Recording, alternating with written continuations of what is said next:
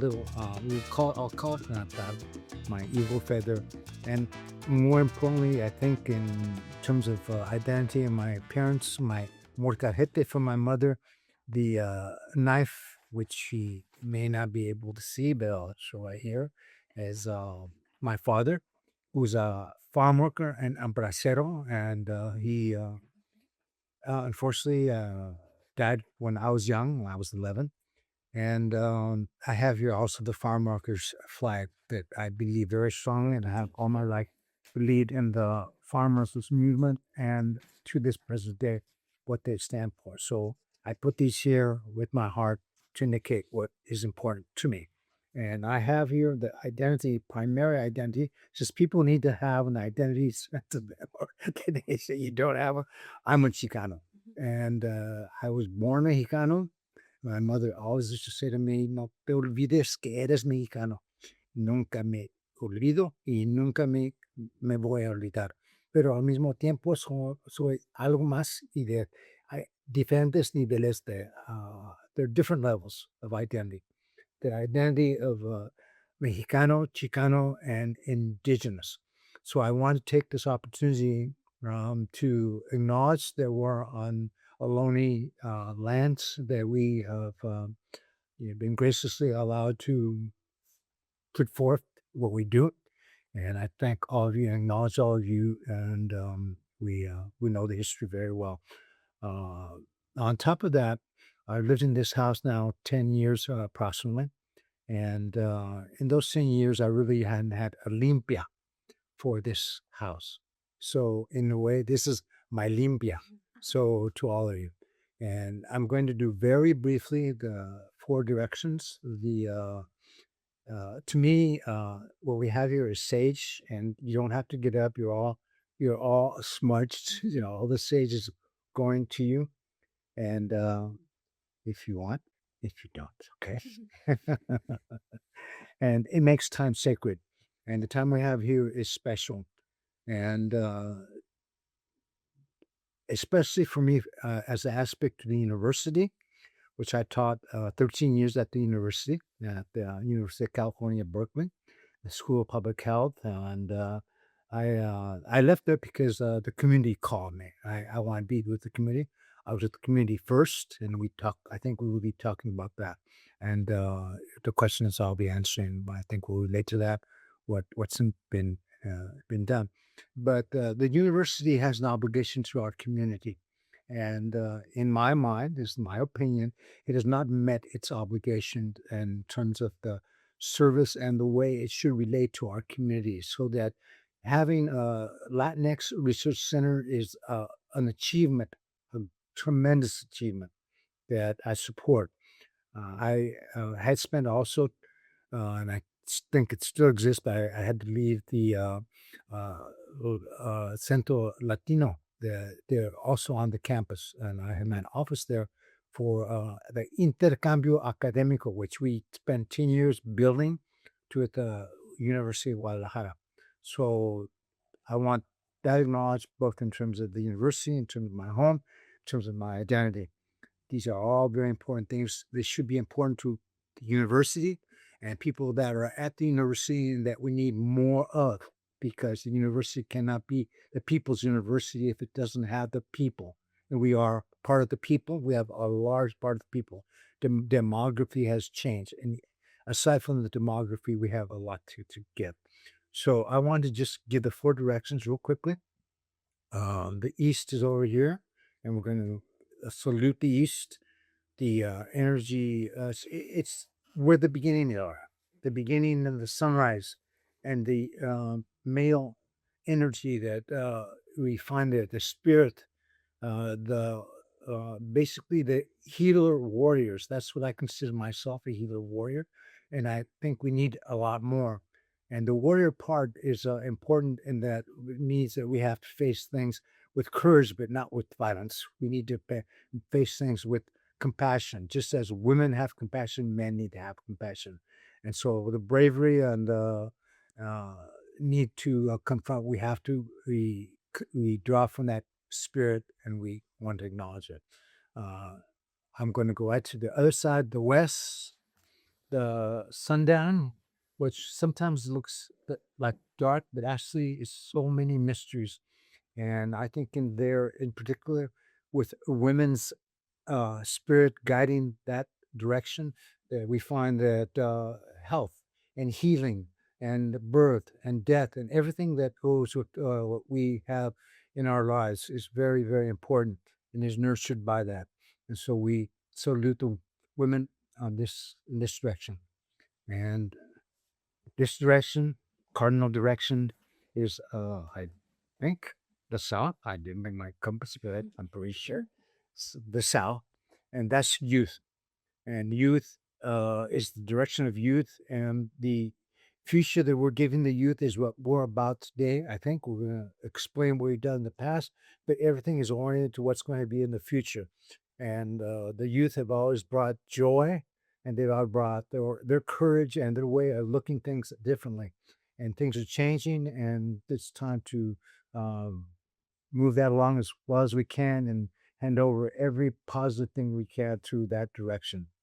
Um, and the north, and I'll leave it the direction of the north being the direction of the elders. That's where we find the knowledge and the wisdom of our elders and our ancestors guides us. And that's why history is important. This project about gathering the history isn't just about the fights, battles that we've had, and the things that are they're known but are not as significant as the lessons that they taught us that we win despite the fact that we're opposed, and that the energy of the elders has got us through that, and we wouldn't be here if it wasn't for all the elders before us. And lastly, the center ties all the directions together, and we look up to Father Sky and to Mother Earth, and we know that there are lives going on there. So, with that, aho, and we should proceed with our interview and go into the subjects that you like to hear about. Thank you. Thank you. Thank you.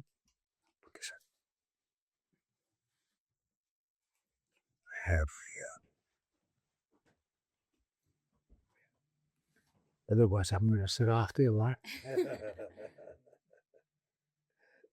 And I don't want to do that. So, Yeah. yes, I think we're there. I'm all yours, and I think you had questions for me, and there are things that I didn't cover in terms of the introduction about who I am, and I maybe will pick to talk about things that I've done that I think are relevant for the present and the future. And I'm coming right off of a very big event, which is the 57th anniversary celebration of the Centro Legal de la Raza, which, along with other law students at the University of California at Berkeley Law School, we set up in the Fruitvale of East Oakland. Very proud, and we're very proud of what the work they're doing right now, and that they could celebrate the 57th. So I've been in the Bay Area 57 years, and I did things that before that we could talk about if you like, but that's your choice. Thank you very much. Thank you. Buenísimo. Bueno, vamos a comenzar la entrevista. Como es costumbre, para que nos diga, para que la gente sepa acerca de usted, de su vida, de su background y bueno, su trayectoria. Claro, Entonces, como gusta. sí. Entonces, tell us about yourself and your trajectory from the time that you remember to the time that you participated in the creation of Centro Legal de la Raza. Going way back. We're way back to Te lo estoy llevando desde que venga de la universidad y me diga cómo. the son of people who were raised in the Sierra Madre, Durango, Durango is the state, and Durango is the capital where I was born. But they're from Los Corrales via Tepehuanes. So Tepehuan Indians probably were attenuated in terms of the number of generations that were going back to the original roots, indigenous roots that influence that hasn't affected me quite a bit.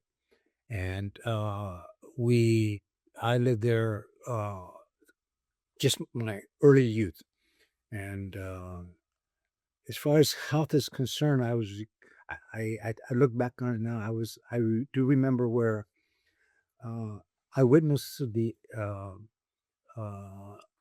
a thunder and lightning striking a man right in front of me, and I was in the Saguan in the just in a garden area, and I always remember that, and that's one of my earliest memories. So, health and the death of somebody that got their life taken by the natural force, I remember very, very vividly. We moved from Durango, and also Durango is very much known for the scorpions or los alacranes. And alacran from Durango, when it stings, it's a fatal sting many times. And that's because of the iron in the chemical makeup they have for the poison that when they do strike. I moved to Tijuana, and in Tijuana, I turned three and almost 4 years old. And during that time, there were also health issues that my mother faced, I faced, that we all faced. We lived in the Rios there in Tijuana, so we had a very challenging life. And my father was a hard worker. But having been a bracero, there was a provision in the law that allowed a bracero to be able to regularize their status in the U.S.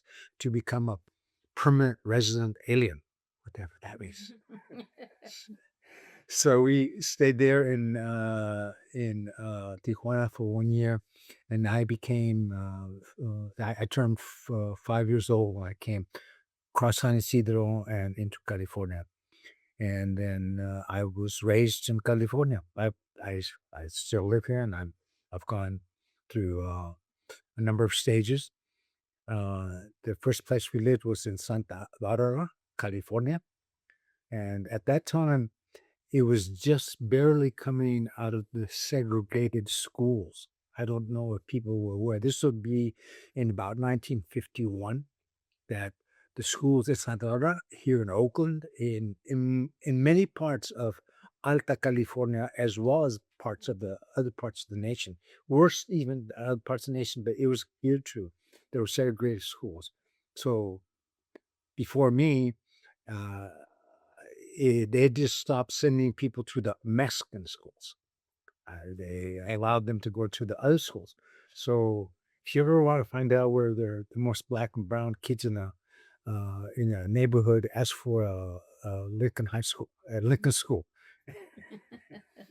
So I went to Lincoln School, and this well, you can't speak the language, can you? Oh, no, of course not. And even in first grade, I still didn't speak the language.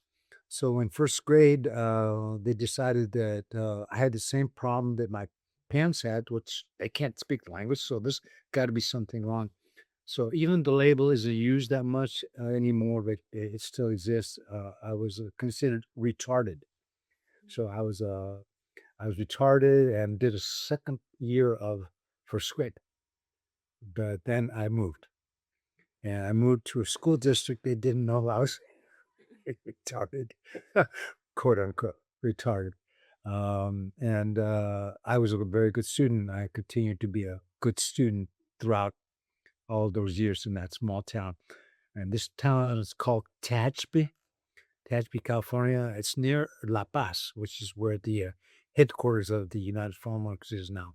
It used to be when I was growing up, it was Keene, and they had a tuberculosis facility there. That was what maintained that little town.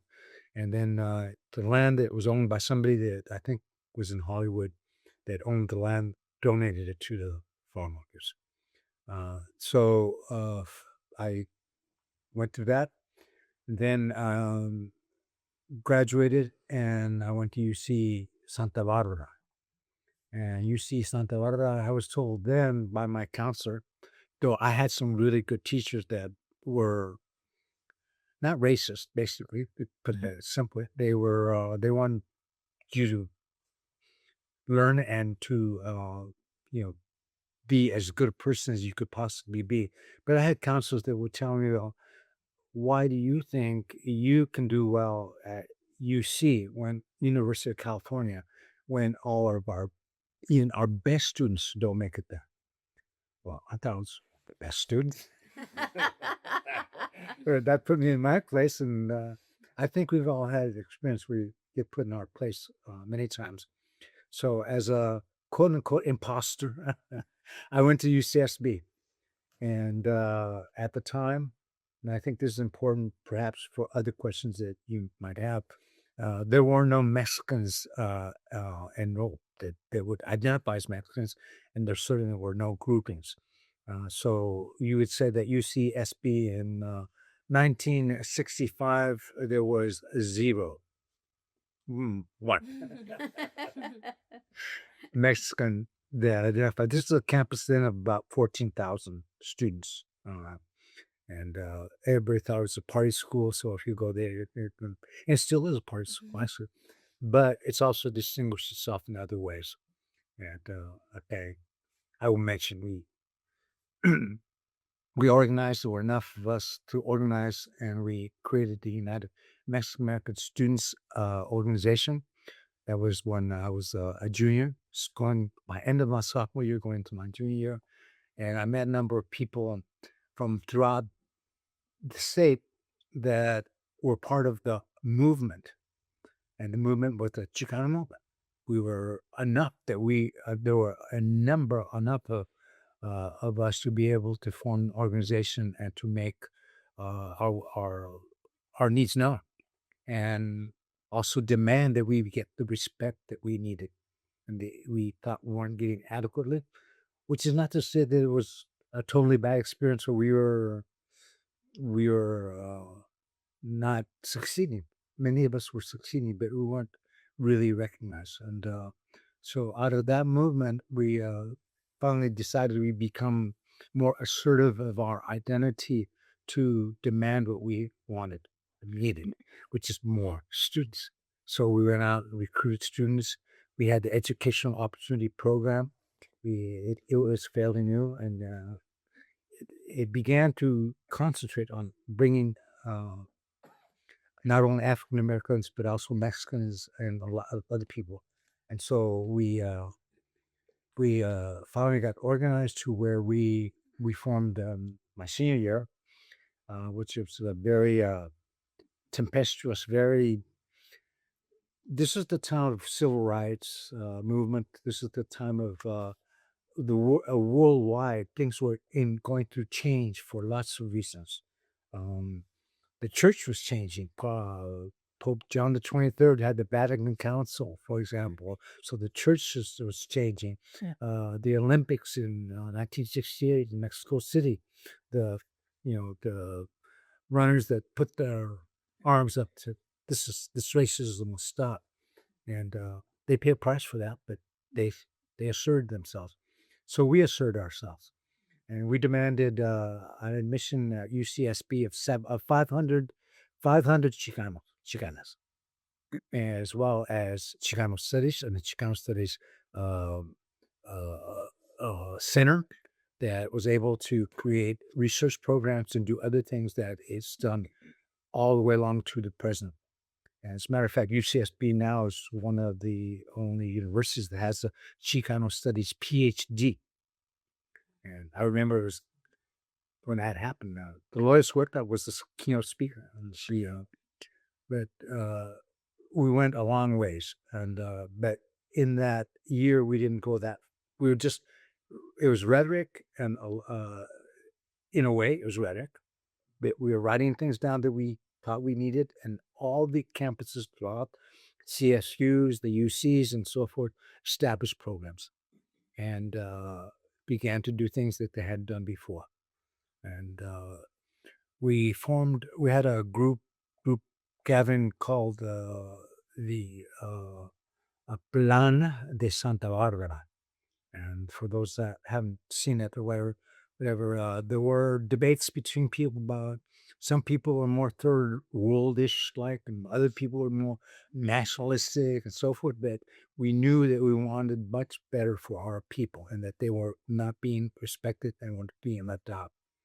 So that document and that set of discussions and that whole movement of Xochitl is what made me want to do what I had to do. And so from there, I went to Berkeley, 1969.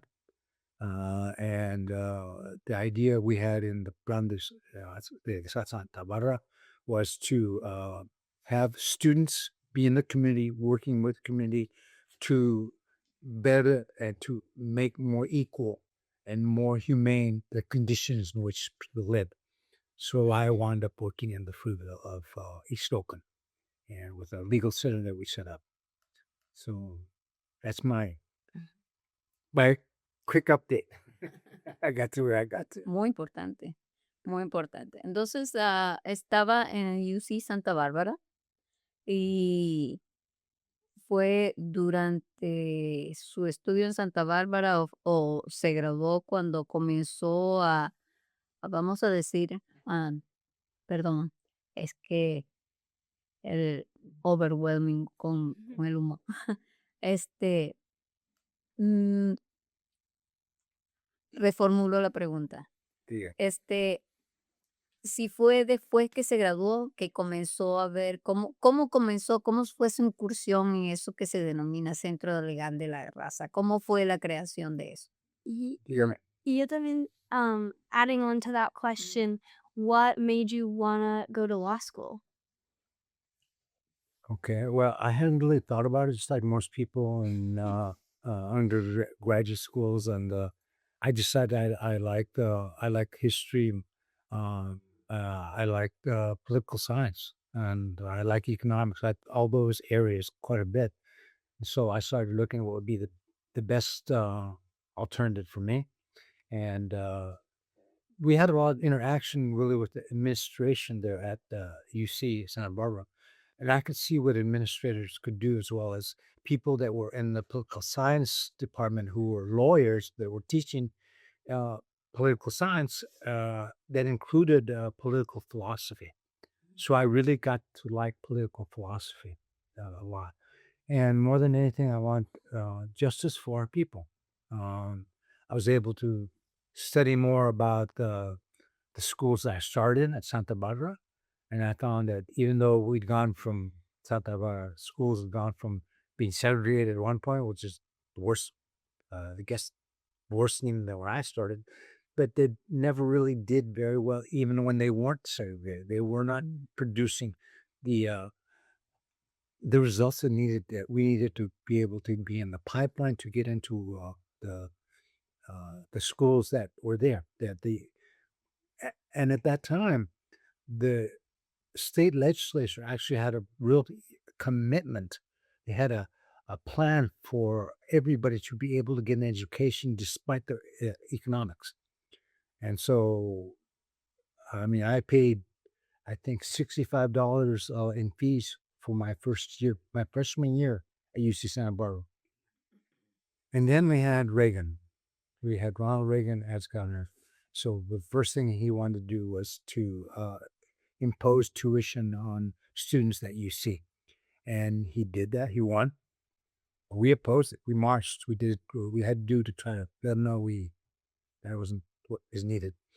The higher plan for higher education should be for everybody. And there were legislators, I believe that very strong legislators by the name of John Vasconcelos, for example, out of San Jose. He was a shaker and mover, and he got things done. But as time went along, and as time has moved along, the amount of money that the state legislature, state tax money that it puts in to support the university has gone down, and went instead to the prisons, among other things. So that's where we're living still today.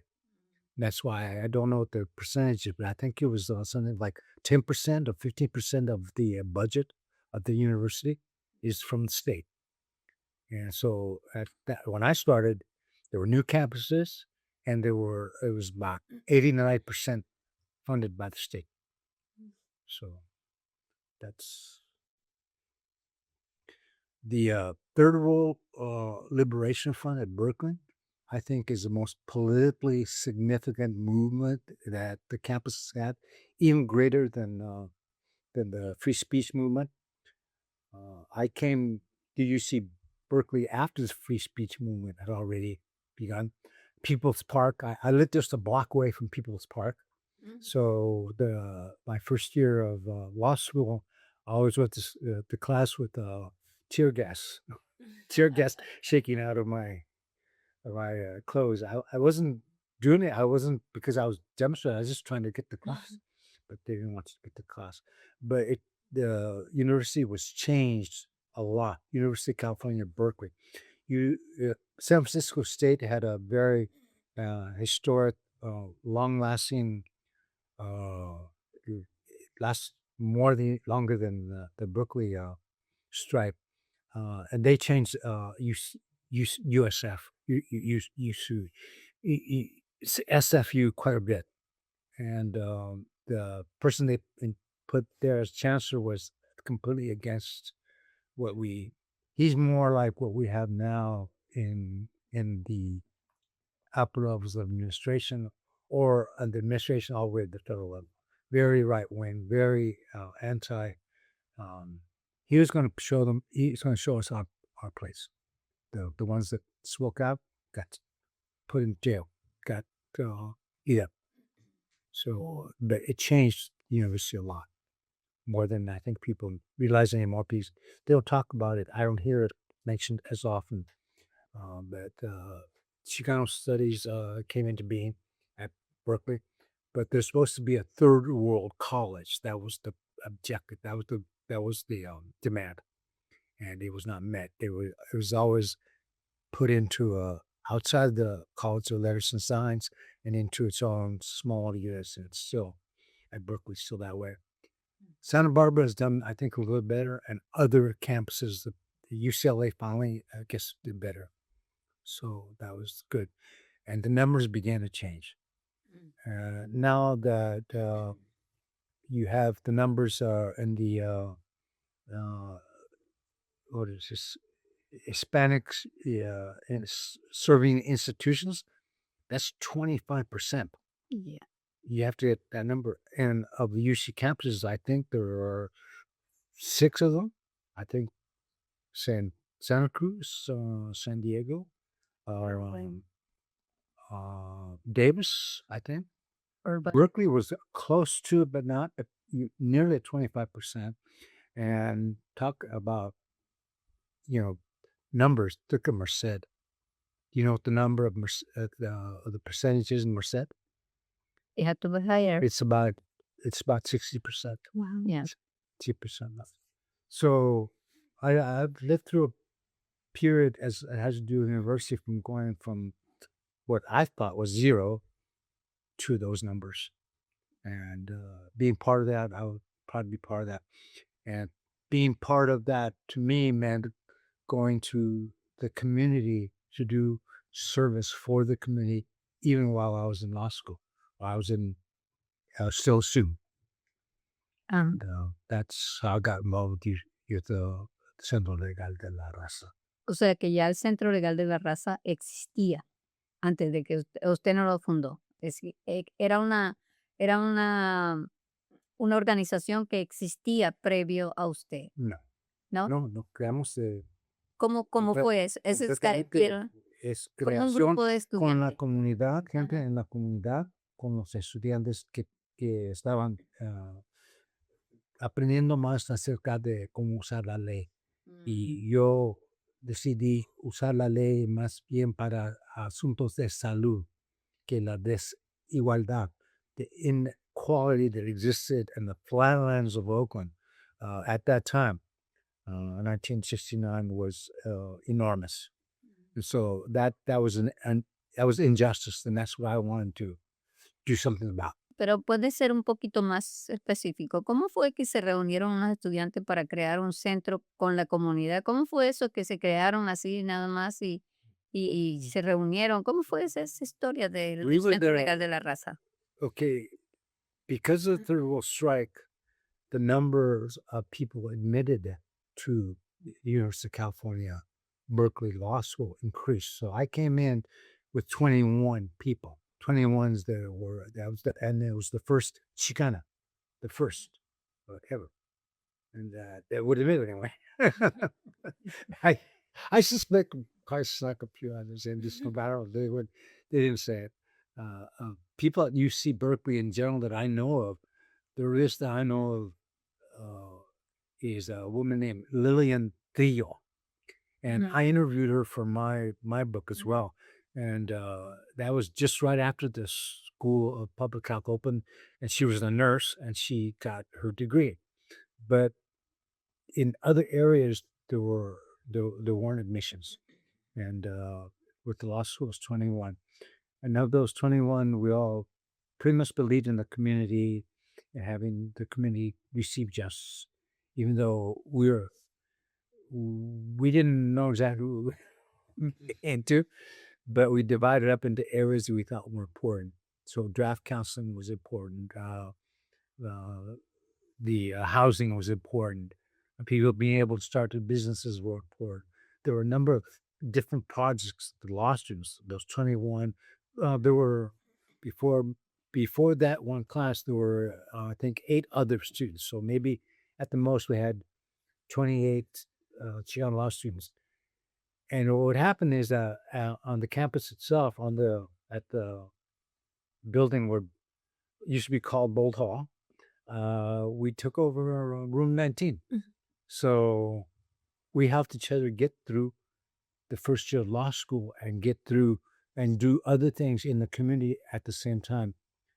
And I tried to get involved with the, just like I had been with Santa Barbara, with the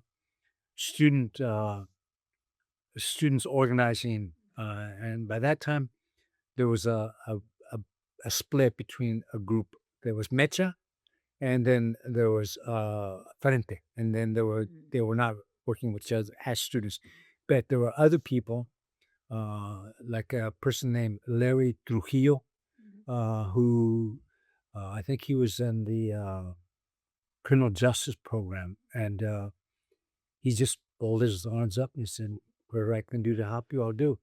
And he helped so many students get through. Eventually, there was a Raza recruitment program that was set up that also had a lot of impact on people. So people, let's see, the predecessor of what's her name, Gallegos. Yeah, Angel. No. Yeah, Angela. Both she and her sister were both at Dorothy, but the one that is now in charge of the other program, she was like the Larry Trujillo of that day, which is I would go all the way back to about Guadalupe. Lupe Guadalupe. Lupe Gallegos. Lupe. Yeah, I have a lot of admiration for all that she's done and all that she's done, because that's what it took to survive at Berkeley. You couldn't survive if you didn't have somebody to help you. Yeah. And as a faculty member, I can also tell you, if you don't have anybody to help you, you don't survive. Yeah. And that was later. And both we could talk about the Berkeley faculty all you as much as you like. Pero ¿cómo se reunieron? Entonces cuéntenos, ¿cómo se reunieron cómo decidieron que en vez de ayuda particular deberían tener un centro para atender las necesidades legales de la población? Bueno, ¿Cómo fue eso? Había un estudiante que estuvo, un estudiante en he was in San Jose. So he graduated from San Jose. San Jose State was very active. It was actually 1968. They had a graduation. They had a Chicano graduation. I came in '69, but they're already organized. So this movement that I'm talking about, this is about what Malaquias was involved with. It was like a seismic. It was like a seismic shake, and the Fruitvale was one of the epicenters. And that student came to the Flatland of Oakland and they said, well, why don't we do this? Why don't we do that? And there were people in the schools and in the community that said, yeah, let's do it. So there were surveys that were done, there were things. And of course, it showed that people had no access. So access is what I became, access to healthcare, to make things more humanitarian, more in keeping with our needs, because people weren't getting the needs taken care of. So it wasn't very hard to find people happy. You have to first convince people that you're for real. You're not just a student out there to just Yeah. you know to tell them what to do because you're a student. You had to earn your stripes. So we'd have people that come in. We'd have, for example, convicts, cons. They weren't the ones that were in the community all the time, but you were tested every single day. And then there were people that were just saying, I don't think you can do it, but give it a try. And it just turned out that we did it. And we didn't know what we couldn't do. And we didn't have all the tools that we needed, and we didn't have any of the support from the faculty at the school. They never came out, ever. So we had two or three lawyers that were in the community that worked with us. And we got involved more and more in the point. Yeah. Of course, aprende lang, but Sí, sí, it kept sí. going. Sí.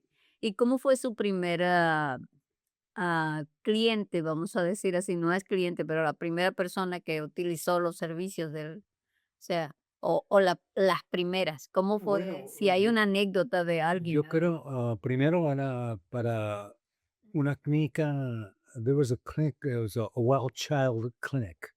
Okay, so the county is doing well child exams anyway. So we said, come and do them here. We have space for you. So they came. The children came. But they were never well. It took hours. They were sick. So then we went to talk to people at Children's Hospital. So then there were doctors at Children's Hospital that said, well, since that's the situation, we'll do more. Then eventually we got some of those when they finished their residency and they came and worked for us. Especially three pediatricians came and just directly worked with us. Two of them were conscientious objectors. And they came because there was either go to jail as a war resistor or go someplace where you can have a conscious objector service approved. And we were able to get approved to do that. And I wanted to come back to that when you get to it. I don't know that people are aware that the draft is back, that by December of this year, based on the awful law that Trump passed, selective service is coming back fully. So everyone that's 18 is going to go to the draft this year, 2026. We had the draft back then, 1971, 72, 73, being sent to Vietnam. So here we are again. That's where we were. So we got conscious objectors. I was a conscious objector. David Hayes Bautista, who I was kind of our Chicano Boom book. He's a co-author. I have a few dog ears in there. He was a conscious objector. There were six of us. Roberto Vargas, he was a conscious objector. So we said we are not going to go to anywhere else and kill. We'd rather serve our community. And so that was one population. And the other population really was Planned Parenthood. A lot of the women started coming to the clinic because to get service from Planned Parenthood. And it's the same thing there. I said, well, there are these services, but these women need more than that. What can you do so that more women can be served? So we went looking for more resources to do that. And eventually we set up a women's clinic. And the same thing happened with dental. And it's, it goes on and on. You know what I mean? Little by little. Permítame interrumpirle, porque yo sé que las dos cosas van juntas, pero mi pregunta era, en el centro, en la creación del Centro Legal de la Raza, porque tengo entendido que así comenzaron, ¿verdad? El, Yo dejé el centro legal de las razas, otra gente quedó Ajá. allí y yo me fui a la clínica. Y Ah, es solamente yo. ok. Entonces usted ayudó a comenzar el Centro Legal de la Raza y luego Sí. se fue a la clínica. Y sí, hubo Ok. un comité que estaba, estaban bien informados acerca de las necesidades médicas y de allí vino la idea de empezar una clínica. Y mi respuesta como era como su abogado, pero estudiante, uh, you're crazy. It's the most complex thing, and how can you do that? And they said, we don't care. We'll try. And we did. And well, I can talk more about the complexities that followed, but people came out of the woodwork. People in the community started coming to say, we'd like this, we'd like that. We had some people that say they were druggies, for example, and even they would ask for, I need a get sober pill. We don't have a get sober pill, but if you consider this and that, that was, we started looking at the needs there. There were abused children.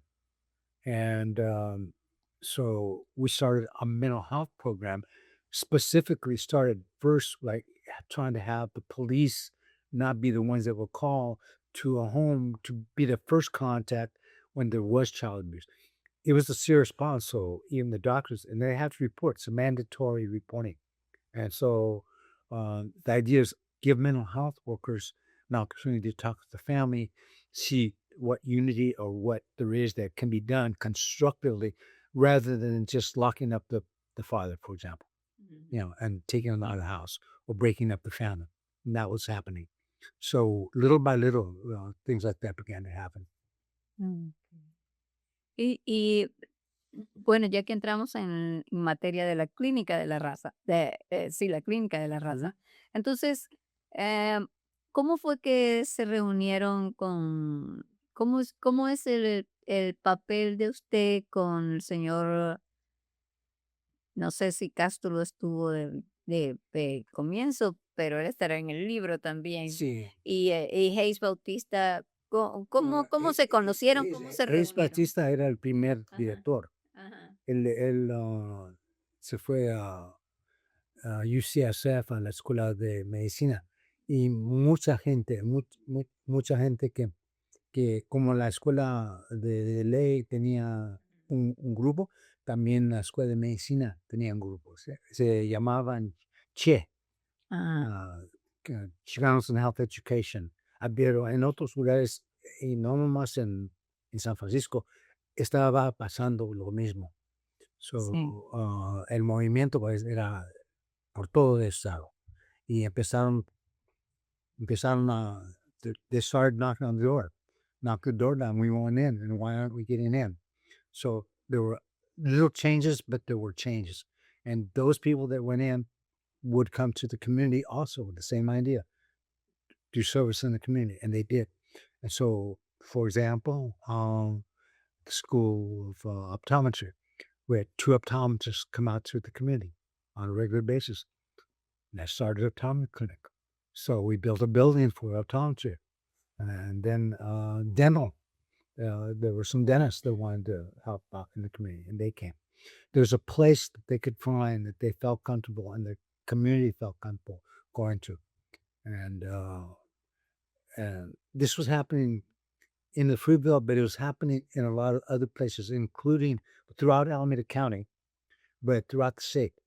And so the community health center movement began to come up and assert its power, assert its that it lives, it exists, and it can do something, and it showed that it can do, and in a number of areas.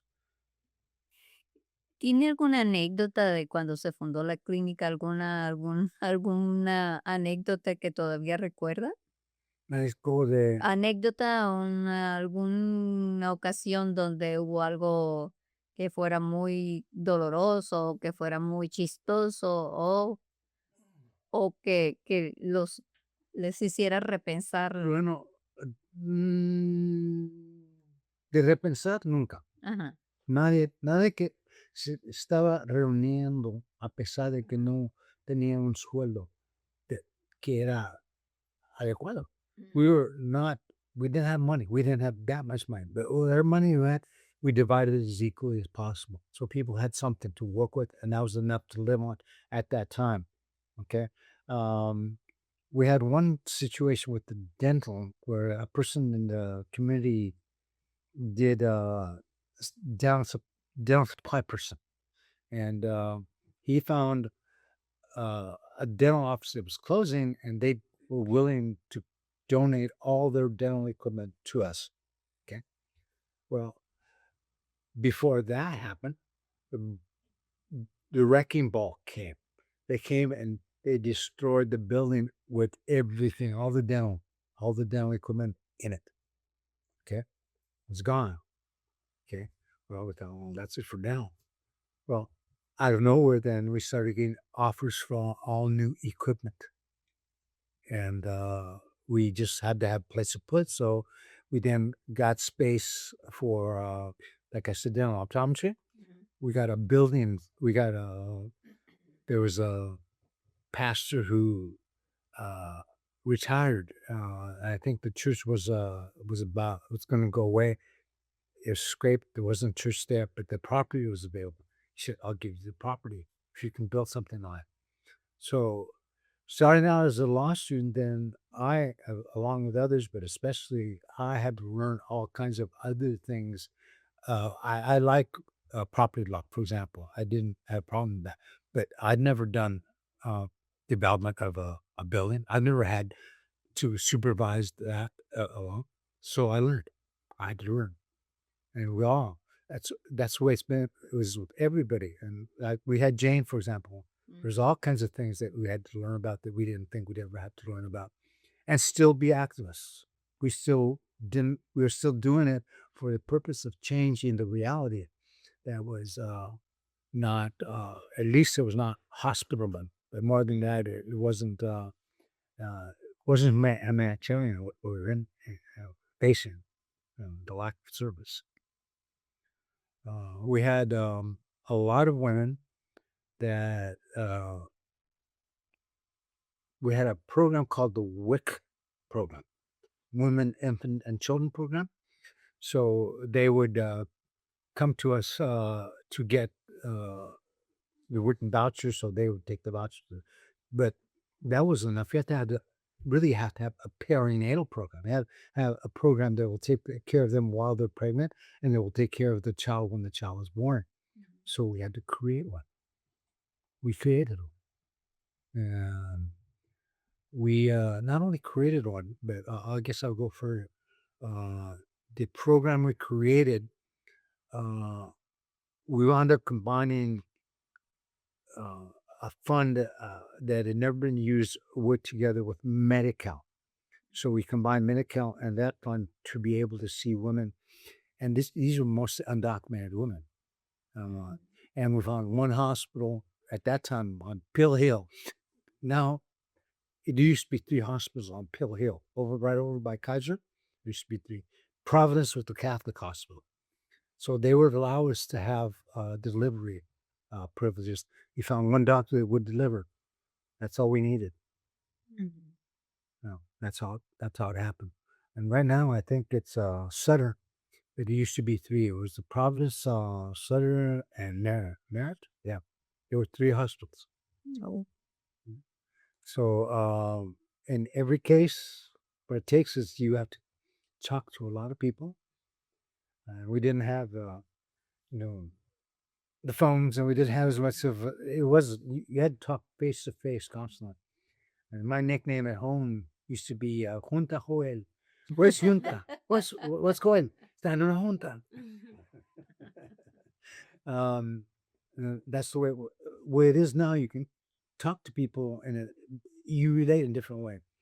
And without going into a lot, that raises some concerns for me right now, because a lot is going into AI and doing mental health service on the phone and on the screen and like that, and the human element Yeah. was hurting.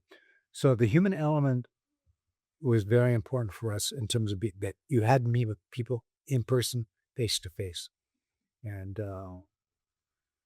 you don't get as much of a chance to do that anymore.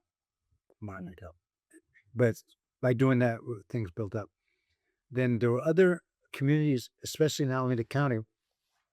So you're just gonna let me talk. I'll talk Yeah. what you want. They had the same needs we had.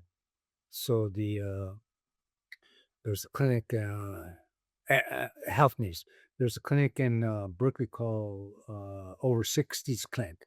And it was organized by a group called the Gray Panthers. Okay. So they were older people that had the mentality of not accepting things as they were and to challenge them straight up. We work with them, and they began to grow. It eventually included other people. So eventually it's become lifelong health services. So I've heard of lifelong. It started with over 60s. And then there was another clinic in West Berkeley. And there was a clinic in East Oakland. There was a federal clinic. The only federal clinic for a while that was funded was in West Oakland. And since they had federal grant money, they were like, well, we're the big major leagues, you're the minor leagues, that type of thing. There was a clinic in Pleasanton, and there was a clinic in Fremont. They call themselves Tri-Cities. Asian Health Services, Native American Health Services. I mean, it was like I said, it was like ground zero. It was like we were sitting right on the seismic fault, and people were just helping each other. So and this is what I think is important as the Chicano movement is it's concerned, is that we never held ourselves to be the major league and you're in a minor league, so figure it out yourself. We said this is how we did it. We planned and we did, and here's how you consider doing that. And the funding wasn't prolific at all. It wasn't like there was funding everywhere. There was the smaller amounts, but then people put it together, and the whole county had clinics. And so then the clinics came together and they formed a consortium, and it still exists also. And I don't know what anniversary, not long ago. There was cuando se unieron la Clínica y San Antonio. Well, that was interesting because we were already. There's a whole thing about funding. What we did all these things as La Clínica without federal funds. Okay. Now, what happened is that the doctor who was going to start San Antonio had an in with somebody that did have a connection to federal funds, and they were going to get the federal funds. So we got together.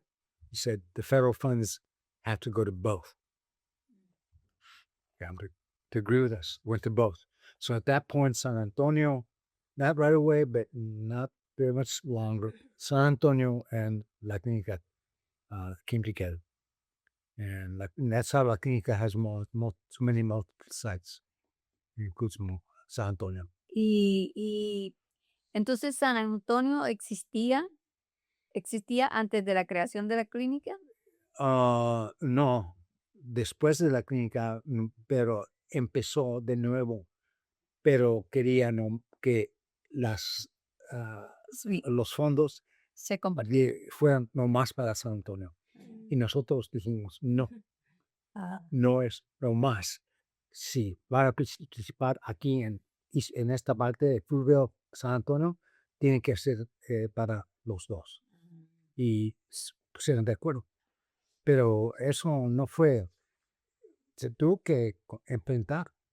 Es confrontational. había rivalidad. Yeah, pero en San Francisco las oficinas federales no, bueno, se creían como que mandaban mucho.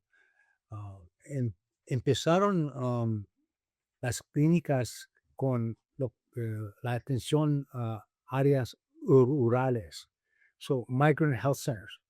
Ese era de Kennedy. Robert Kennedy era muy aparte de eso, parte de eso. Y entonces después en Neighborhood Health Centers era parte de la OEO, de las guerra contra la pobreza, war on poverty. But there weren't that many clinics at first. And then it started to grow. Ajá. And then they started to see that there were more health centers and they put in federal funds. And that's now there are, I think, about 11,000 federal sites and about close to 2,000 uh, different organizations that are federally funded. In California, there must be, I think, right now, we're seeing like about 6.5 million people a year throughout the state in community health centers. And I think that's over 1,200 clinics. It's a lot of clinics. Mm, muy interesante. Eso no lo sabíamos. Dígame una cosa. Entonces, usted ya más o menos lo nombró. ¿Cómo fue? Porque todos esos fueron años muy agitados donde los Black Panthers y el movimiento sociales como movimiento chicano, movimiento de Union Farm Workers, Mm. estaban eh, trabajando y todo el mundo estaba dedicado a una causa. Había, Entonces, ¿eso cómo influyó? ¿Cómo bueno, influyó? había organizaciones. There were a lot of different organizations, and Black Panthers were very much their strongest and their most expertise, and I respect it a lot, was really their cultural, political impact through the media. They would march, they would demand, they would confront, and then, of course, they got a huge backlash. So if you're going for, let's say, that was the FBI then was, in particular, was after them. But if you're confronting power and they don't want you to confront them, you got to fight that. You can't do services at the same time as you're confronting them as much. The ones in the Black Panther part that really did the services were the women. Women set up the breakfast programs. They set up the food programs. They set up the clinics. There was once a George Jackson Community Clinic off of where is Martin Luther King now, Martin Luther King Jr. It lasted about 3 or 4 years, but then it did. So they were active in a different way, and they did a lot. And I think in the Chicano community, there were groups. There were Black Panthers, there were Brown Berets, but not that many. And there was a Revolutionary Youth Party that again were making a lot of statements, but didn't have service programs per se. They were really trying to just shake up the system. In Fruitville, there were other organizations that were involved with economic development, with kind of keeping. There's a group called Colmejas that was very active in getting newspaper information out about movements throughout the world that affected the politics of the area quite a bit. There was another organization that was involved with Narcotics Education League. It was involved with basically dealing with drug problems that were affecting the Chicano community a lot. And there were some information centers. For example, the Spanish-speaking Unity Council, it was more an economic development and construction of buildings. That's what they were into. But we got along together. We weren't. There was a little bit of friction sometimes.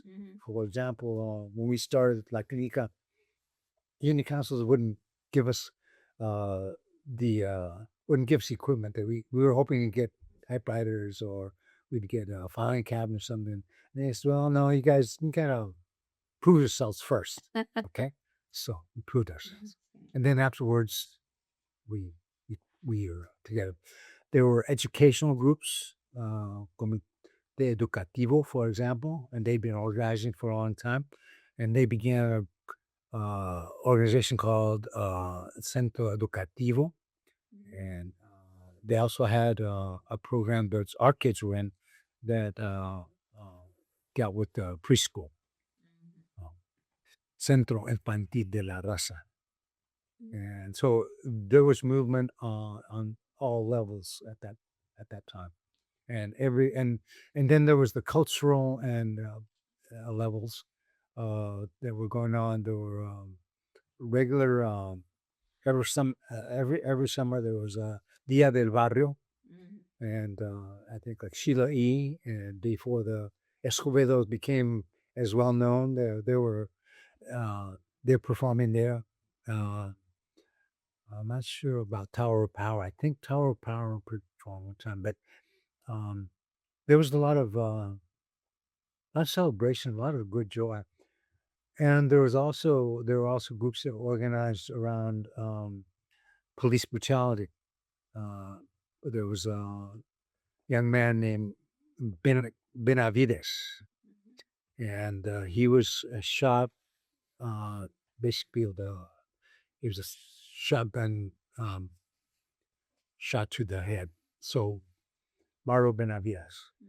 So there was a lot of organizing around that. Then, and the people that were involved with service were also involved with groups that were involved with that. Then we had one after another ballot measure against us. 187, Proposition 13. Proposition 187, I think you know about, do you? Yeah. They were trying to take everything away. This was it was then ex-Governor Wilson, who graduated from Berkeley, by the way. Shame on him. He thought, just like Trump did this time, that attacking immigrants and attacking undocumented would be the political means to get ahead. Yeah. So he tried that. That was what 187 was all about. Then 209, anti-affirmative action. Then Proposition 13, Java Scan Initiative. That was a huge one in that in 1978, the financing about how much the state pays and how much the county pays. So they took away through that tax money on property that was going to the county. So the county then had to turn to the state, and the clinics had to turn were in the middle of all that to keep from being defunded. If they're being funded by the county wasn't going to fund anymore, then they're in trouble. So we were able, through the movimiento, again, we were able to intervene with the out of nowhere, $4 billion. They forgot it existed, and then they found it. So Governor Brown, remember Governor Brown, the first Governor Brown, he sort of saved the day. But then there's all the politics about how to distribute that, and the way that happened, the way it turned out, is that the community health centers were already organized well enough statewide that we could affect and influence the people at the state level who were elected. There weren't a lot of Latina legislators at that time, but there were some, and they were sympathetic. And then out of Alameda County, we had an ex-supervisor, Tom Bates, who later also became the mayor of Berkeley. He just turned his office over to me. When they were gathering and they were marching and all that, he said, "There you go. You use that phone. You call whoever you want."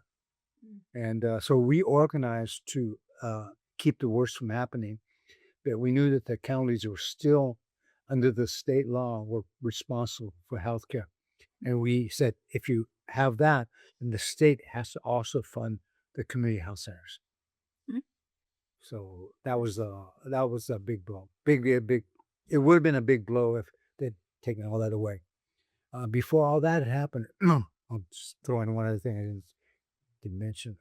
We had again about identity. Identity was real important. Free clinics, community clinics didn't exist legally. They were just there's a little bit. So we rewrote the licensure laws. And the trade-off there was the licensure laws that included the clinics, the health centers, especially community health centers, in a way that made sense to us in return for Medicaid.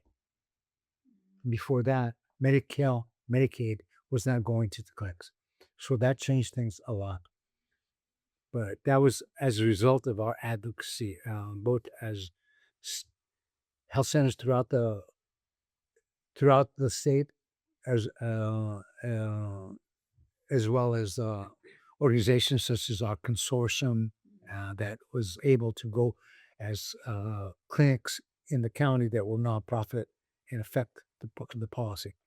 And we were lucky at that time to have Secretary of Health and Welfare that listened to us, and he went with us, and we were able to come up with a formula that made sense. Yeah. Bueno, ya hemos hablado de muchas organizaciones que estaban en contacto. Entonces, ¿cómo fue que, o sea, en medio de tantas organizaciones que tenían que ver con la salud de la población latina, cómo fue que la clínica se convirtió en un lugar como ¿cómo se dice? Un lugar que todo el mundo sabe y reconoce, como o sea, un landmark.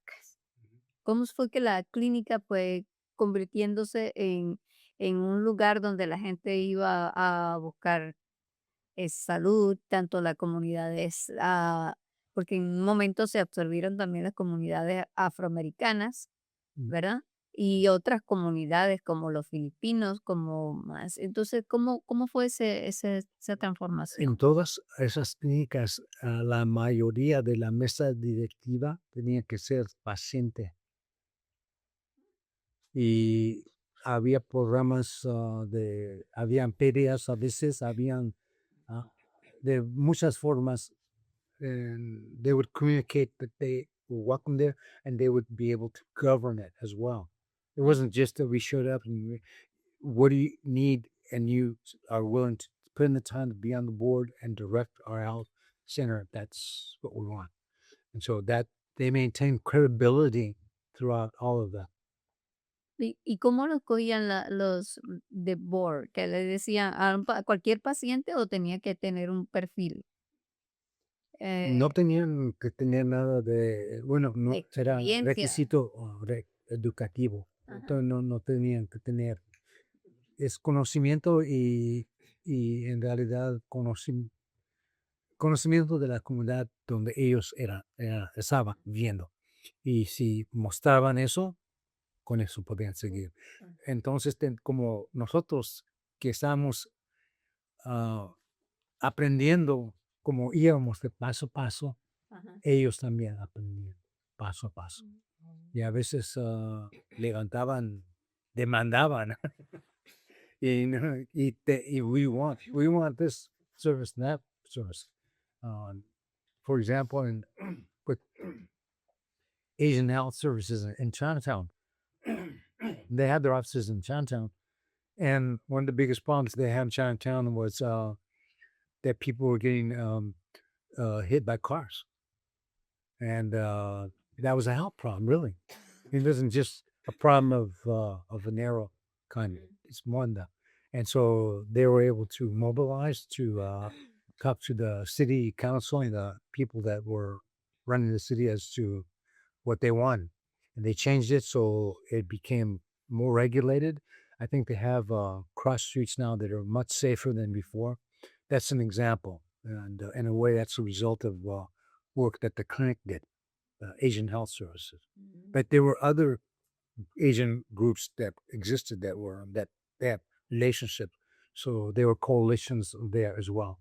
Mm, So it met the needs of not just what you see in a patient that enters the clinic, but in their everyday lives, like in their communities. Is there another example of that as well? That's really Oh interesting. well, definitely. The pandemic wasn't new. That would happen. It's happened before. The viruses, they've been pero o sea, ever. Uh-huh. de, It wasn't COVID. It wasn't COVID, but it happened before, and everybody knew then that it didn't matter who you were, that you're going to be affected if you didn't do something. So they would have to specialize in programs that would get to that need. And in La Clinica's case, from what I wasn't at La Clinica at that time. They knew how to respond well to that, and they did well. Mm. I forgot to mention the name of the person. Mario Olmos was the person that worked with Governor Brown on the Proposition 13 Java scan that I mentioned earlier. So I'm sorry, I forgot to mention his name. But that was very important. Mario was a lawyer who had been the head of the MALDIF, Mexican American Legal Defense Fund. And he was open and he was knowledgeable and he just hammered it down beautifully. Yeah, open the door for. First of all, you had to have people open the door. If they don't open the door, then capital. Yeah, sí. We've been able to. That's been not secrets, but people know that, but don't realize it. And Alameda County, more even than other counties, the other counties have followed that. Even though we had to break the door down to get into the supervisors, there were people that were willing to open it up. Tom Bates was one of the first. After that, John George, other people like that. And I could go through the names, but as it changed, the health centers always had the door open to you know when you come, you want to talk to people, and it's not just your words are important, but then your concepts and the solution that you're offering has to make sense to them, and you have to understand how they're funded as well. So yeah, in many ways, as I see myself, as I've seen myself over my careers, I was insider or outsider. Like I was always outside. I never worked. I mean, it's at the University of California. I guess I would be insider that way, but in nonprofit world, I was on the outside. But I never played down the knowledge and skills that people on the inside had, and you talk to them in a way that you don't disrespect them or put them down. Because if you do that, if you disrespect them, they're not going to do anything for you. And if they're the ones that have the decision make, they're making the decision, then you're not going to get anywhere. So we have managed to over the years, and now the current board of supervisors, I think has changed a lot from what I saw recently, and they're very sensitive to health centers and to uh, basically the people need that we were concerned about. They haven't solved all the problems, but they don't say they come last, and they used to be last. Um, Here is una pregunta que es, what were the biggest challenges faced by implementing La Clínica? But I wanted to change it to say that, to ask, sorry, to ask, what continue to be the biggest challenge for La Clínica de la Raza? Ooh. In su opinión. The lack of willingness to have compassionate policies. Before it was always no, always just forget. So you had to be able to talk to people that were not going to stop agreeing with you, but you were able to convince them, and they were able to then do their policy making in a way that was very different from before. Alameda County, we've changed policy makers a lot without necessarily being in the inside for example, Jane, she's she goes to the Board of Supervisors, and they have open arms, and there are a number of people like that that were in the Chicano or in the Chicano movement or other movements like that, because we're not nationalistic, but we're coalition building. And so, but they go and they are listened to because they have credibility, they have integrity. They've shown that they delivered. They promised they would do what they're going to do, and they did it.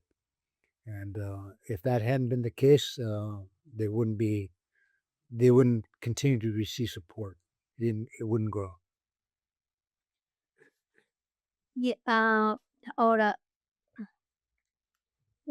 how was the transition? Is the number 20?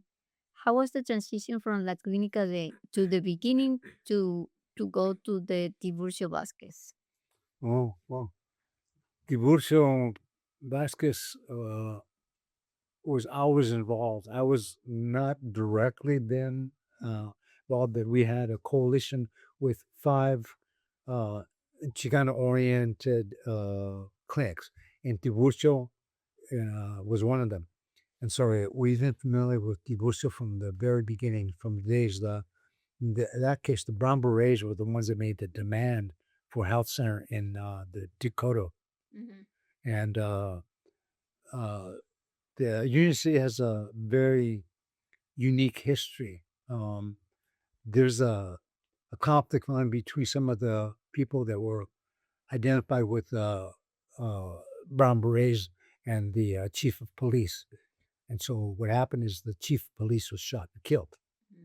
So there's a whole different dynamic there.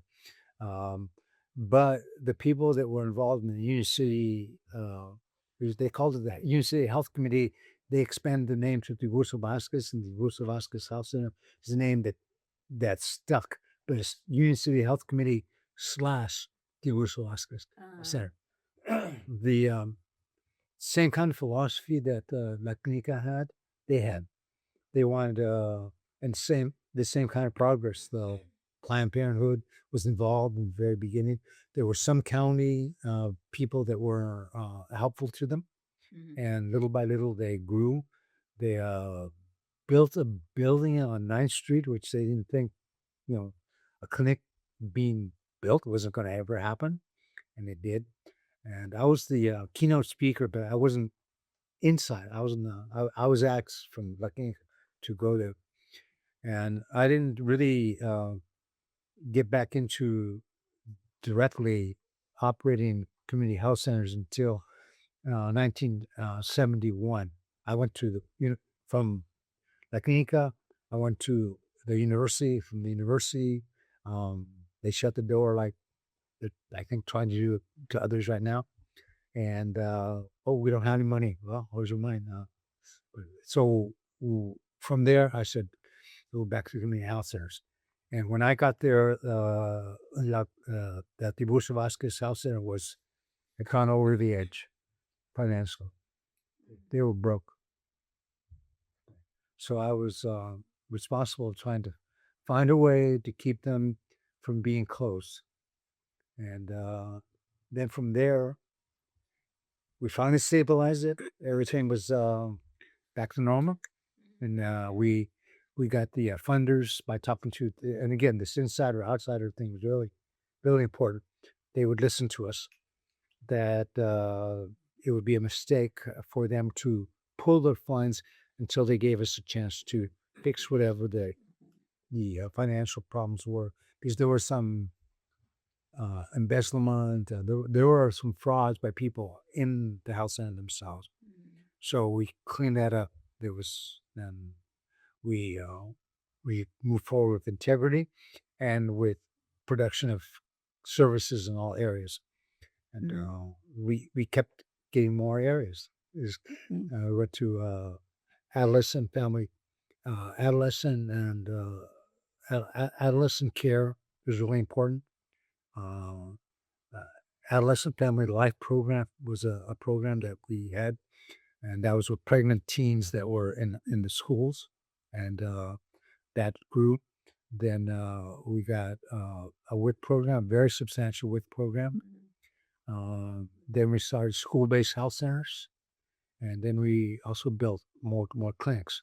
So by the time that I left, I think there were like 23 sites, and I've been involved with the construction of 5 of them. So things I learned at La Clínica about construction, things I would never have thought as an activist that I would have to do.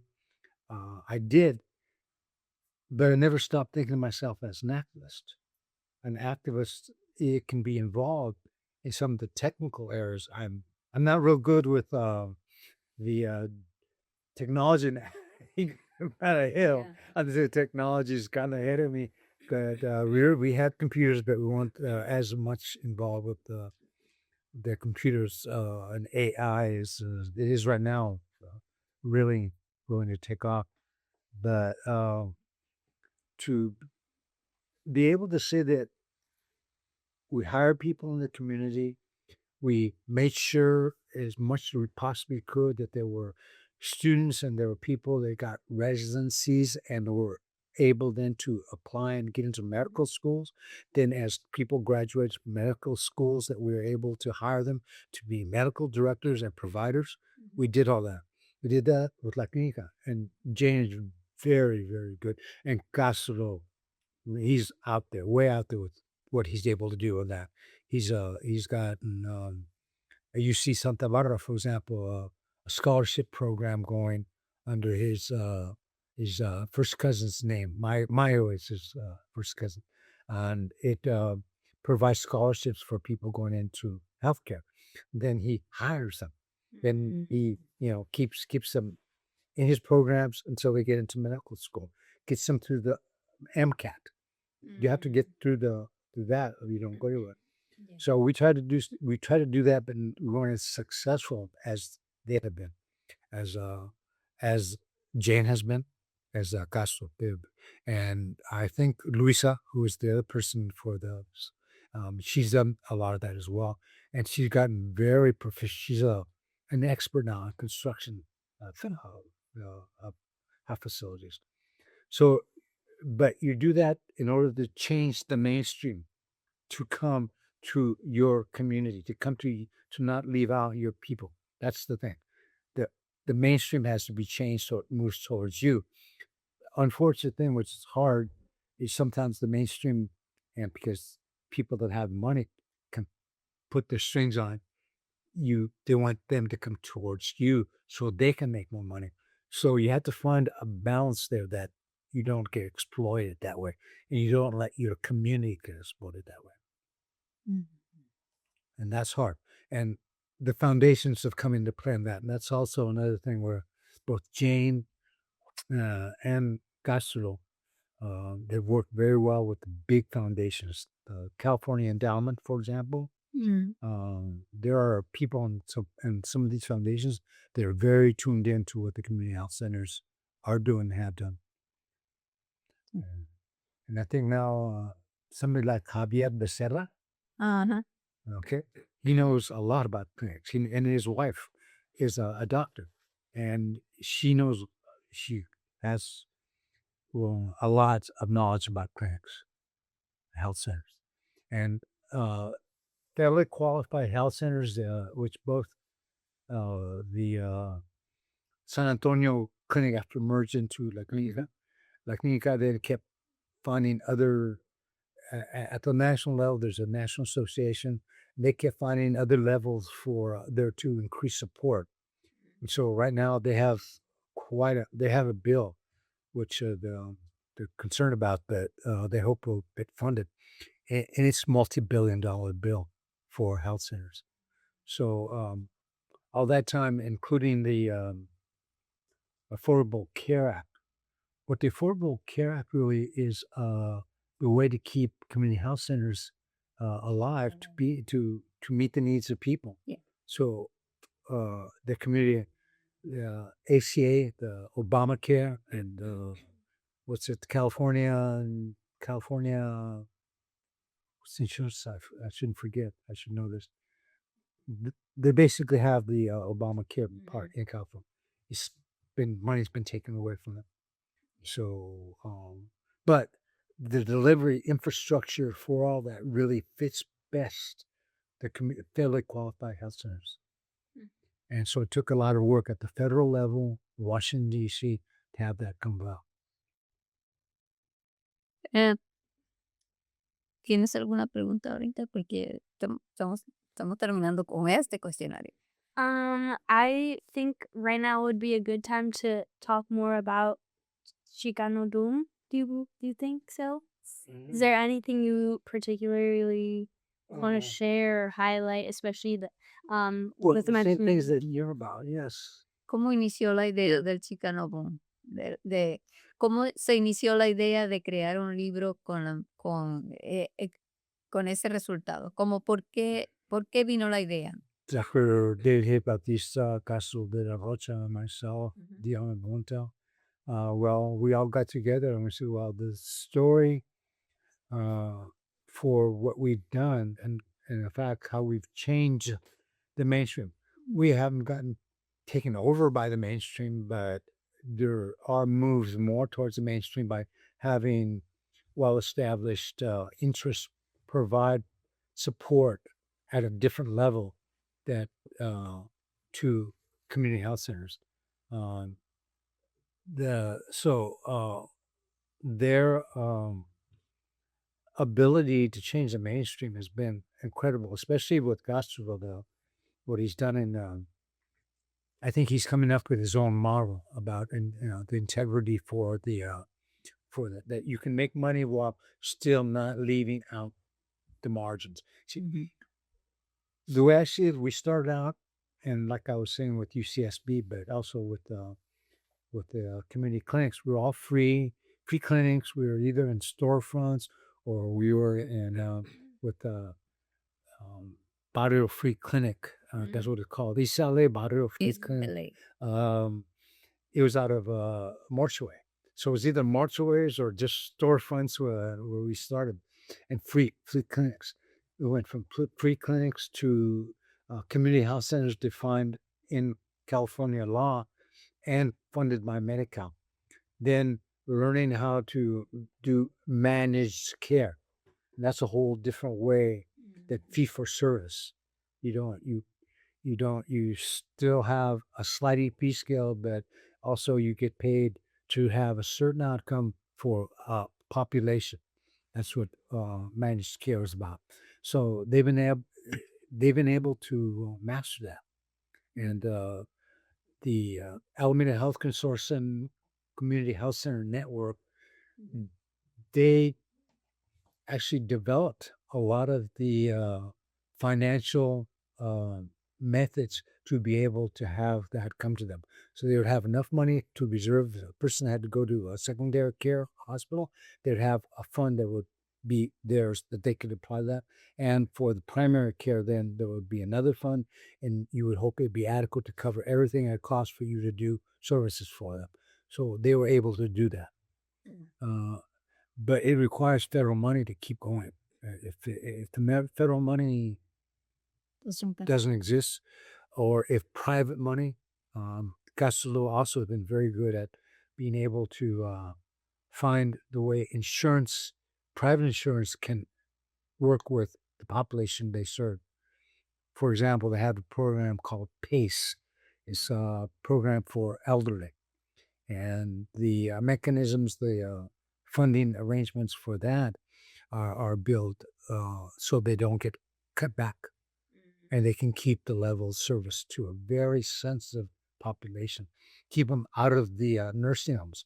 Okay. So if they had to go to the nursing homes somewhere, a public entity had to pay for them, it couldn't afford it. Okay, so tried everything possible to keep them out of that by keeping them healthy. And so, and they've found a lot of methods to do that. So a lot of what Chicano Boom is about is some of the things I've touched on. The thinking of the times of that we started, like there was organization, but it wasn't at a very sophisticated level before the Chicano Boom. And then we say, and then within the Chicano Boom, we're not talking about boomers per se, like the boomers generally, because boomers per se even are more part of the medical establishment and not really uh, booming like we wanted to boom and we've continued to boom. Um, and by having boomed in our own way, we've used methods like things that Paulo Freire used to have. He was, considering how to educate people to live a lifestyle that is going to be a healthy lifestyle, keep people out of the emergency rooms, keep people out of the nursing homes, keep people in the care that is going to be the best for them at the least cost. And so he's found a way to do that and be able to, and so has James, and be able to prosper. And they've prospered. They've done really well. They're in at least, I know a lot of Orange County, most of, not just East LA, but also to the north, up to Pasadena. They had one of their clinics, for example, burned down with the fire. Yeah, Altadena. Yeah. And so what it basically we're trying to do here is, you've heard my words about but was to have the words of the people. In this case, 180 people that were interviewed. Almost not. I have their own words speak for themselves about the history of and what was there. That's what Chicano Boom is all about. ¿Por qué no nos enseña el libro? ¿Mande? Nos enseña el libro. Oh yeah. Enséñalo. I have more. Tiene que... I have more. Ajá. Se me está y eso fue No, Aquí es está. para que usted lo tenga, lo tenga para que la cámara lo vea. Te está hablando con él, sí. Y también no, esto no, this isn't just about the people that were the boomers that like, I'm getting older. I'm an elder. Somos. Somos, pero actualmente, presently, there are a lot of people, a lot of younger people who are working with other young people to get them to medical school. So what we really want is a medical revolution, because the percentages right now of what the population is, like in California, let's say 40%, but in community health centers throughout the whole United States, it's closer to 65% of their patients are Latinos, no matter what the background of the organization, no matter where it exists. After all the raids and after all the awful atrocities that had been done to people, to migrants, to undocumented, despite that, before they were scared away from that, they were going to the health centers. Now we're ready to be sent that thing now, but I'm not sure. I hope that isn't the case. We can talk about that separately, because that's. I didn't want us to get stuck in what the boomers had done then, though. That's what this book is about. Why they did what they did, and that it can be done. So it's hope, and it's like not made up. And the fields of Chicano studies generally, or call it Chicanx studies or Latinx or whatever we can call it. Doesn't matter what the rhetoric exactly is, as far as I'm concerned right now. But how we can keep that fervor and revolutionary medicine, healthcare going is what's important, and making the numbers change.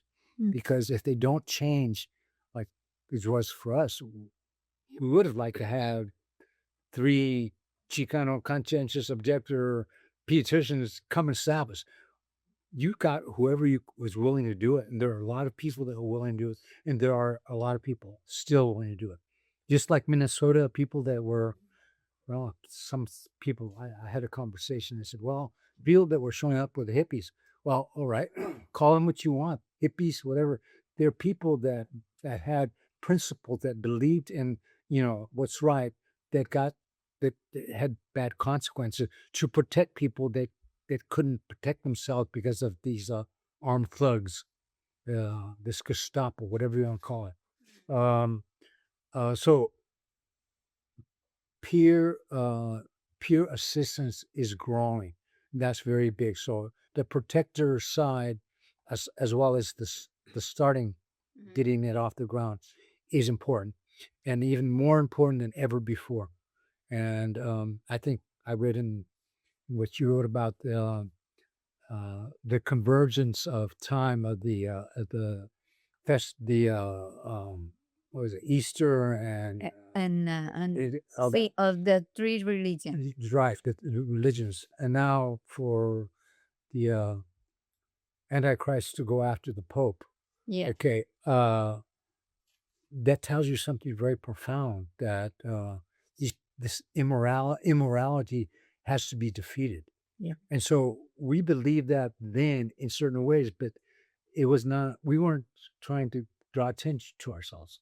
We weren't saying, read our words and we write them down, and we have our diaries and we have our books to read, that but we have to before we're gone. And so that was what this was. 180 people that said why they were involved and how they were involved. So just appreciate that, to know that, and it was against odds.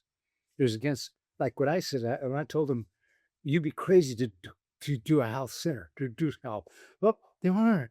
They said they're committed. They were going to do it. They weren't crazy. They were motivated. So young people and people have always just right now being motivated to protect the most vulnerable amongst us. That humanitarian instinct is really important. And among religions, I won't say a lot about it because it's a pretty complex subject. I agree completely with you and the statement you made about it's an opportune time for all of us to come together on the morality of the times that we're in and that we're going into, and that we have to protect our children. We have to protect them, and they have to protect themselves. And how we're going to do that, I don't know. I wish I did. I wish I was still the boomer. I wish I was still I mean, going to the no king's march is important, but that's not itself going to do it. More than that needs to happen. Yeah. But part of it is to fill in that gap, like you're trying to do with the project overall, to fill in that gap with what things were done and why they were done, is what this book was about. And it was just, well, it has to be done because we don't want a gap. And so the UCLA library, they have a project that all the interviews are part of, just like I'm sure with yours. Yeah. Here at Berkeley, you grab that, and it's there for people to be able to learn from or read or whatever. Know who the people were. Knowing who they were is important. They'll always tell you the why they did what they did. Yeah. And then that's what I want to do. Yeah. And that's what I did with that's what we're doing also with Malaquias and the art exhibit. And what was it? But this one, Fruitvale, Espíritu de Fruitvale. Sí. Yeah. This is the other books that talk about la Clínica. That one's about all the I touched on some of the organizations mentioned, the library, the Dia de los Muertos, Dia de los Muertos. Also, we've had now. Las celebraciones, sobre todo. Well, they have Dia de los Muertos on the street itself on East 14th International, but also the 33 years running. We had a community celebration at the Oakland Museum, California. Yeah. So that kind of spirit is very much alive. It talks a little bit also, I think, about, I don't know if it talks about police brutality. We still have to do that, leave that. And we're hoping we won't have the police brutality through ICE. that's what it's really about now. So to tell you that we can do it, yes, I'm here to do that, and the book's here for you to read about and do. Sí. Queríamos, bueno, mientras usted busca ahí, me gustaría hacer una pregunta que es, si usted tuviera, y por eso estaba diciendo que, bueno, usted dice que no es Chicano Boom, pero todavía para nosotros usted es muy, muy boom. Entonces, si tuviera que crear, pasar por crear un centro de salud todavía, ¿cómo se presentan las oportunidades y cómo se presentan los obstáculos para la creación de, si usted tuviera que comenzar, si tuviera, Sí, es más alta, sí, mucho más complicado que la idea que una organización no lucrativa pudiera hacer las cosas cuando la realidad es que del nivel federal están amenazando organizaciones que se dedican a hacer los cambios que hicimos. Así es que no va a tener exemption, tax exemption, that we could do it, we're tax exempt nonprofit. Y entonces todo lo que está pasando con la tecnología, cómo controlar la tecnología, cómo no es que no entendemos la pero tenemos que ser, tiene que ser propio, y una tiene que tener control. Eso, la falta de controlar el futuro es lo que más me preocupa. Y empezando Clínica Nueva, sí ha empezado. La última que se empezó fue Luisa, ¿verdad? Que yo participé. Yo correcto. fui en el Hair Hospital, Matt Ajá, Hair, ajá. y usamos a la directora que era doctora Carmen Nevares. Le dijimos a Alton Bates que estaba, que si no hacían eso era lo que hicimos en términos legales, corporate abandonment, corporate abandonment. Wow. Que si no saben la historia de ese hospital es que es el hospital que todas las, las personas Afro-American women, las mujeres, iban a dar parto porque no querían que fueran Bates. Sí. Esa es la historia. Y, y, y que no hicieran lo que queríamos con la comunidad en general, incluyendo afroamericanos y los mexicanos, latinos, etcétera, que sería un problema. Y consideraron, Sutter Health consideró, claro, ¿ok? Se tiene que buscar recursos porque todo está muy caro. Al momento de Street Level Health Center, por ejemplo, no sé si han Sí, sí, sí. Damos. que fue Juan, no sé, qué libro, Juan,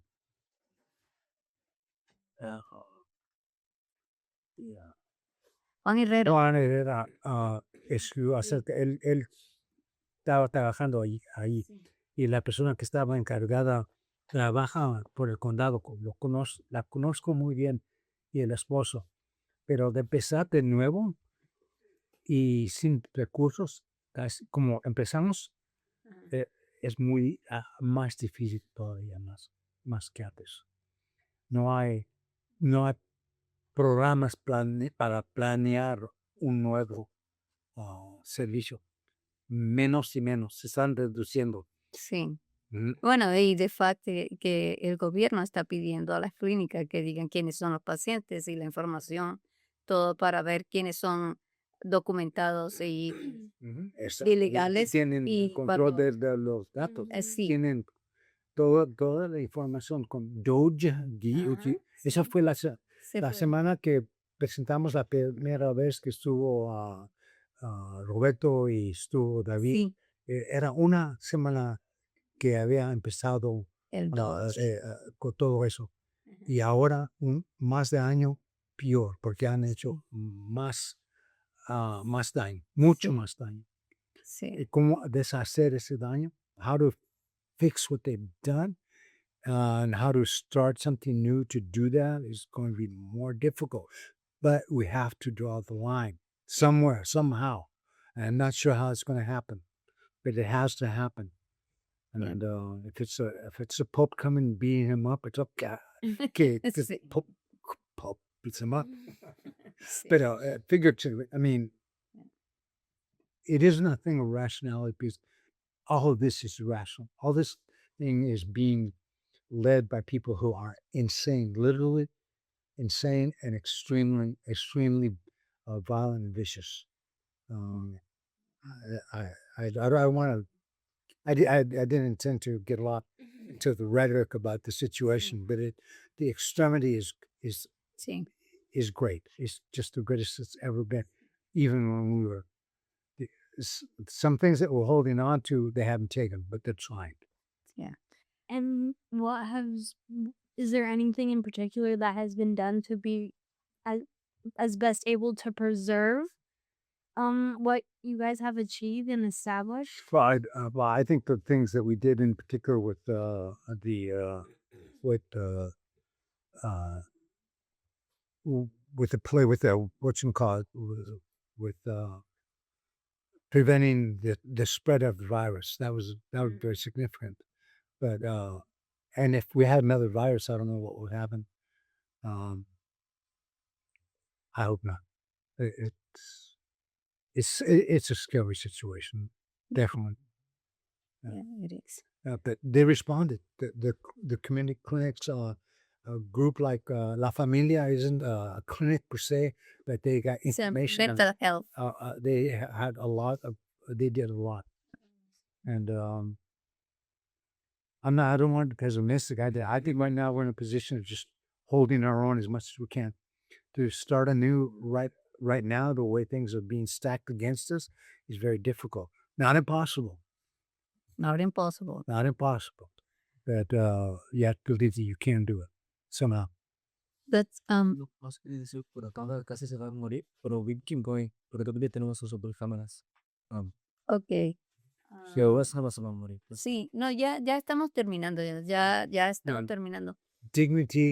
Dignity model that Castro was working on. I haven't talked to him about it, but I want to see how the competitive.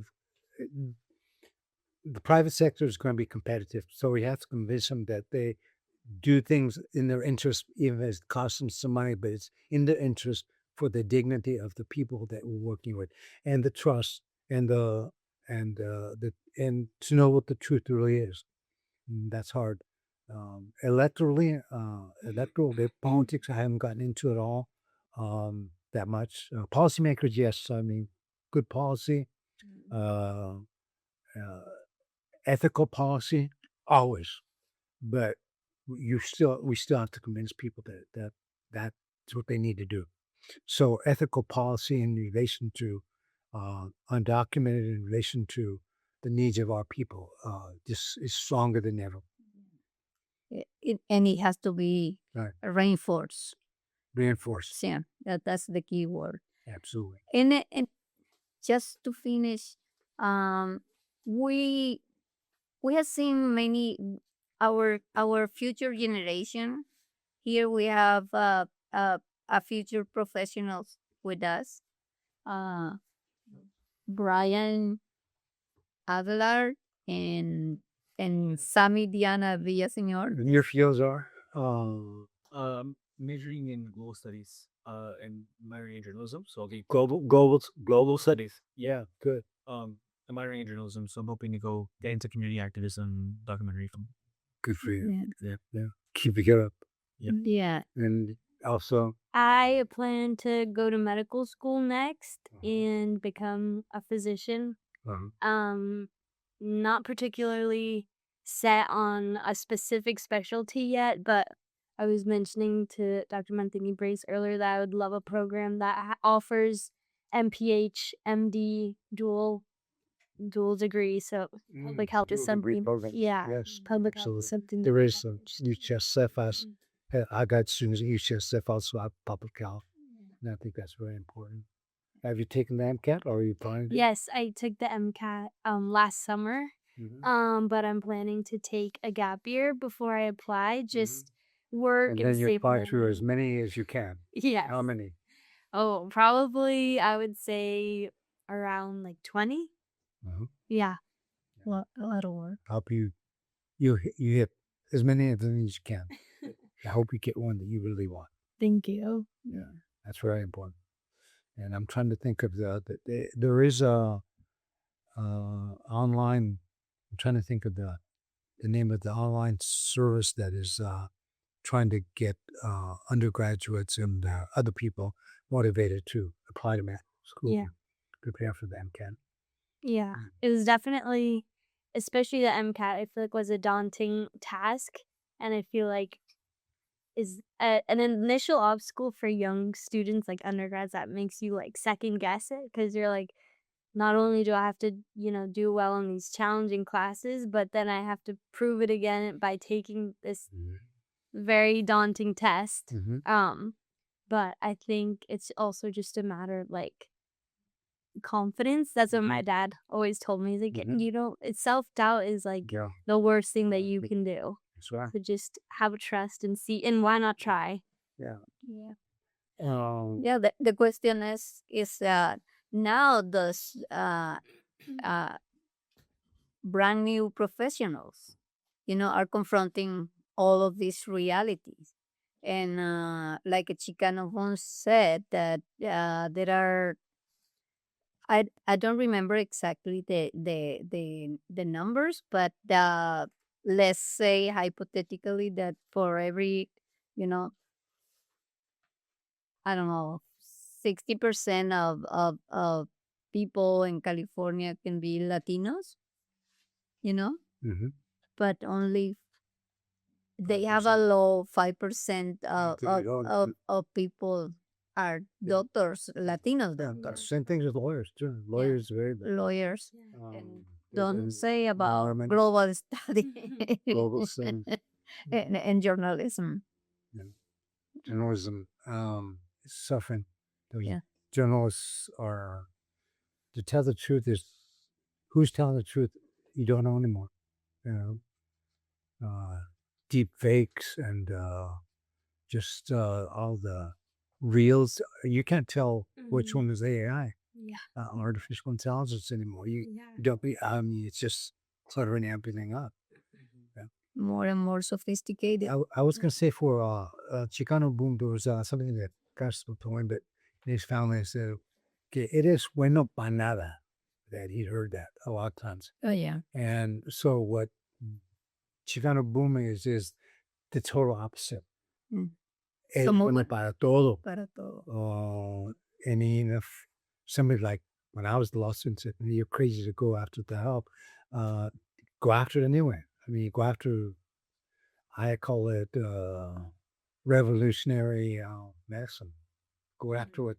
We all have to be healers in our own way with our own specialty and use all the tools that are for that, but never in a way that it marginalizes or excludes. And that's what it's all about. We started in many ways at the margins. We're not at the margins, but we're sort of moving into changing the mainstream, but the mainstream keeps trying to reject us. And so how do we deal with that? I don't know right now. Definitely electoral politics is part of it. But the disillusionment with with electoral politics is very great. I mean, the government hates itself. The Republicans and MAGA hate government. They hate themselves.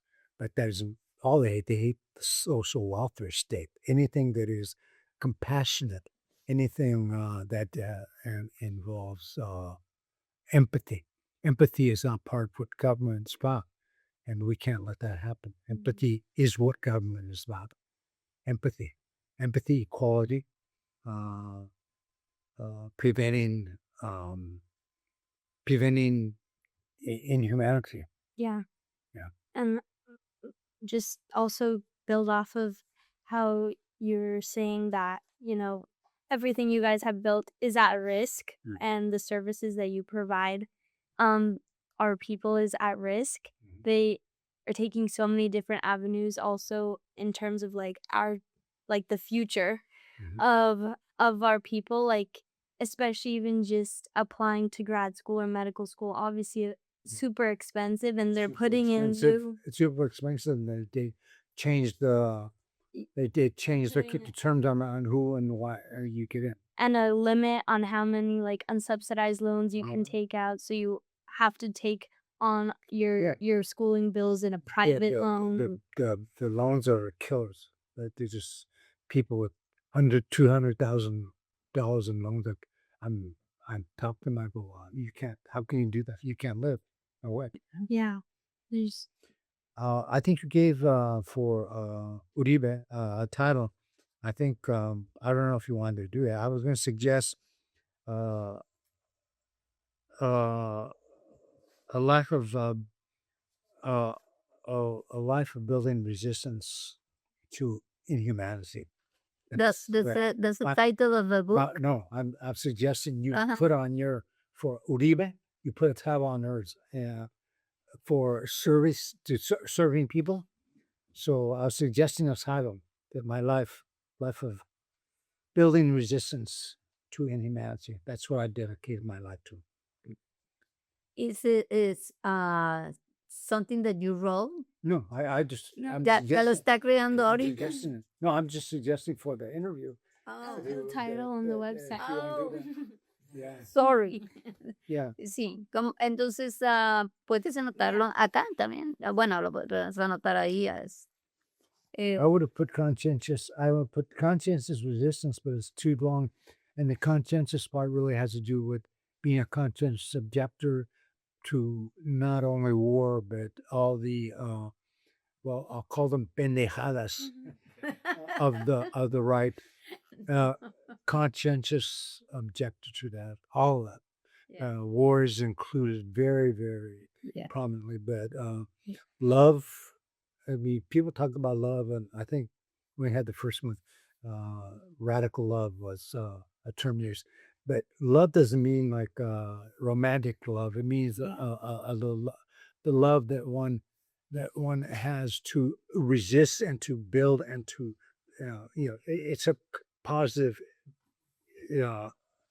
positive love that goes on. I think Greeks had a number of different shades of the definition.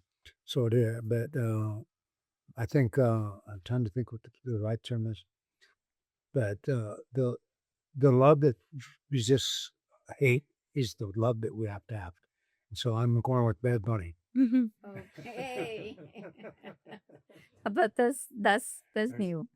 Pero no puede repetir el título exacto que tiene ahí. Ajá. A life of building resistance to inhumanity. Dedicated my life to that. That's the way I see it. And there's been expenses. And it's one of those things. I don't know if it's you still taking. That's the one now. No, it's here. Oh, okay. Wherever it's that it's an intensity and it can cause burnout. So people have to have a balance, and the balance is balance each other. A lot of times people come to leaders because nobody else will do it. So I guess I have to do it. You do it. Okay. Yeah. Well, we all have to step up whether we want to or not, and share the burden because it's a heavy burden, and if it isn't shared, it'll do people in. Yeah. Bueno, esto ha sido como un roller coaster de la historia. Estábamos subiendo, bajando. Bueno, qué interesante. I do believe in the history. History can repeat itself, good and bad. It's Es la frase, it's a a veces como tragedia y a veces como comedia. Mhm. Es la frase de Marx. Yeah, I see it. Sí. Bueno, qué bueno. Entonces cortamos ya la grabación. Ay, Dios mío. A ver si les sirve. Ojalá para que Va a servir, no le quepa la menor duda.